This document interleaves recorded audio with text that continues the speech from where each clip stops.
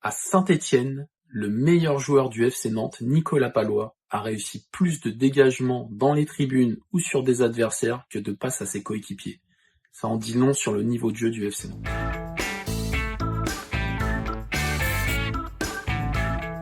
Bonjour à tous, on se retrouve avec une question sur le FC Nantes qui est: Camboire va-t-il pouvoir continuer longtemps ainsi? Alors je m'explique, on n'est pas reparti sur son futur lié aux résultats sportifs, patati patata. Comme en fin d'année dernière, il a très très mal pris la chose, il en a voulu aux journalistes alors qu'a priori c'est ses dirigeants qui ont voulu le remplacer.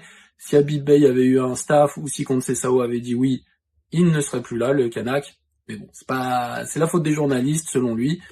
Je suis pas trop de cet avis, c'est ainsi. Ce qui est sûr, c'est qu'il a continué sa mission avec un staff renouvelé, mais on continue de s'ennuyer ferme devant les matchs. Quelle déception au niveau du jeu. Encore le week-end dernier à Saint-Étienne, ça a été catastrophique. Il y a eu cette stat qui est sortie. Le meilleur joueur du match côté Canaries, Nicolas Pallois, a réussi 17 dégagements, que ce soit dans les tribunes ou sur un adversaire. C'est plus que de passes réussies à ses partenaires. Incroyable quand même, non? Pour les plus anciens, les plus anciens se rappelleront que les Canaries étaient loués à une époque pour leur beau jeu.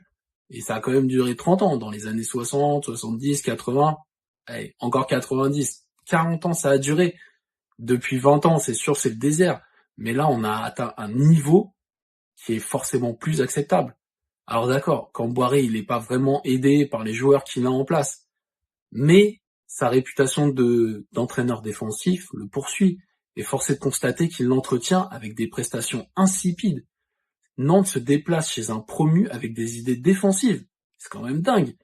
Ils ont ouvert le score rapidement, après ils se sont repliés sur leur base, alors que Saint-Étienne, c'est vraiment friable actuellement. Et donc Nantes semble se contenter d'un match nul sur le terrain d'un promu et de rester juste au-dessus de la position de barragiste à égalité de points avec Rennes et avec Saint-Étienne.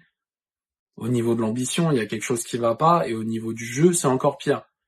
Faut-il mourir avec ses anciennes idées? Moi, je pense que oui, et c'est pourquoi je pense que ça devrait être la dernière saison de Camboire au FC Nantes, et qu'après, il faudrait tourner la page et revenir à la base, c'est-à-dire à du beau jeu. Car quitte à pas avoir de résultats, autant s'amuser et prendre du plaisir en regardant jouer les Canaries. C'est mon avis sur la question, j'attends le vôtre, et je vous souhaite une bonne semaine.